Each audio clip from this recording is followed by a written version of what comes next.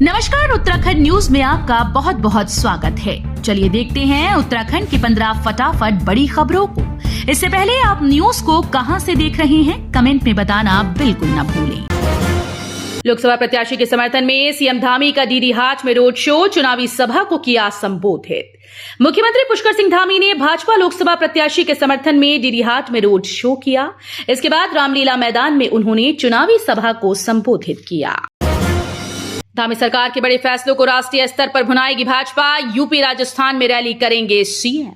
भाजपा धामी सरकार के समान नागरिक संहिता, सख्त नकल विरोधी कानून, दंगा रोधी कानून, लैंड जिहाद, जबरन धर्मांतरण रोकने के कानून को राष्ट्रीय स्तर पर भुनाएगी। इन बड़े फैसलों का जनता के बीच में प्रचार करने के लिए पार्टी ने मुख्यमंत्री पुष्कर सिंह धामी को राजस्थान, उत्तर प्रदेश और जम्मू कश्मीर के प्रमुख स्टार प्रचारकों में शामिल किया है।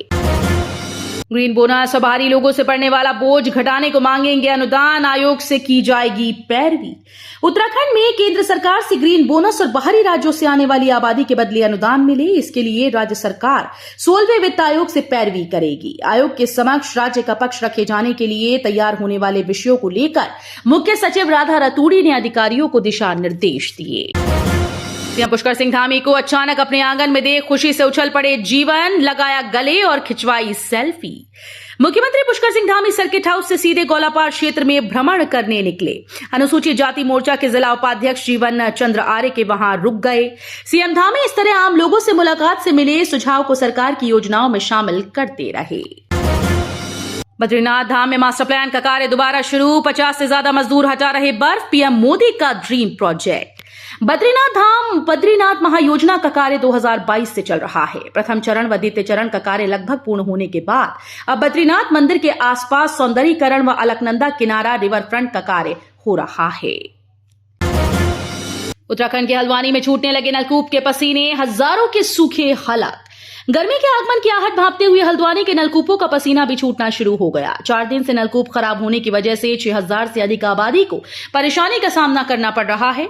सिंचाई विभाग का नलकूप होने की वजह से संबंधित विभाग ही इसे ठीक करवा रहा है। केदारनाथ यात्रा में बीमार और अनफिट घोड़े खच्चरों का नहीं होगा संचालन, डीएम ने दिए निर्देश, बनेंगे हॉस्पिटल। जिला कार्यालय कक्ष में आयोजित बैठक में जिलाधिकारी सौरभ गहरवार ने बताया कि पशु क्रूरता की निरंतर निगरानी रखने के लिए गठित म्यूल टास्क फोर्स के माध्यम से कड़ी निगरानी रखी जाए। गत यात्रा में जिन घोड़े खच्चरों के मालिकों संचालकों ने पशु क्रूरता की है, उनके विरुद्ध न्यायालय में वाद लंबित है। ऐसे घोड़े खच्चर मालिकों संचालकों को चिन्हित कर न्यायालय के आदेशों के अनुपालन में संचालन की अनुमति बिल्कुल न दी जाए। प्रियंका गांधी ने रोजगार महंगाई को लेकर सरकार से पूछे तीखे सवाल, कहा क्यों खाली हैं 30 लाख सरकारी पद। कांग्रेस नेता प्रियंका गांधी वाड्रा ने कांग्रेस के मेरे विकास का 2 हिसाब अभियान के तहत भाजपा के नेतृत्व वाली सरकार से एक के बाद एक कई सवाल पूछे। उन्होंने कहा कि देश के कुल बेरोजगारों में 83% युवा क्यों हैं, सालाना 2 करोड़ नौकरियां कहां हैं, देश में 30 लाख सरकारी पद आखिर खाली क्यों पड़े हैं। नानकमत्ता पहुंचे सीएम पुष्कर सिंह धामी, बाबा तरसेम सिंह को दी श्रद्धांजलि। उत्तराखंड के उधम सिंह नगर के नानकमत्ता में कार सेवा डेरा प्रमुख नानकमत्ता बाबा तरसेम सिंह की हत्या कर दी गई। मोटरसाइकिल से आए अज्ञात हमलावरों ने बाबा तरसेम सिंह को गोलियों से छलनी कर दिया। इस हत्याकांड के बाद सीएम पुष्कर सिंह धामी लोकसभा प्रत्याशी अजय भट्ट के साथ नानकमत्ता गुरुद्वारा कैंप पहुंचे। बेटे की चुनावी परीक्षा, पिता का आएगा रिपोर्ट कार्ड, चुनाव प्रचार के रथ के बने सारथी। हरिद्वार लोकसभा क्षेत्र के रण में कांग्रेस ने युवा चेहरे वीरेंद्र रावत पर दांव खेला है। युवा वीरेंद्र के पीछे अनुभवी और खांटी राजनीतिज्ञ हरीश रावत का हाथ है। सचिन तेंदुलकर का कुमाऊं दौरा, रुद्रपुर में किया सोलर प्लांट का शुभारंभ। भारत के पूर्व क्रिकेटर सचिन तेंदुलकर गुरुवार को पंतनगर एयरपोर्ट पहुंचे। उन्होंने रुद्रपुर में एक सोलर प्लांट का शुभारंभ किया। 4 अप्रैल से शुरू होगा समूह के अभ्यर्थियों का अभिलेख सत्यापन, आयोग ने जारी की विज्ञप्ति।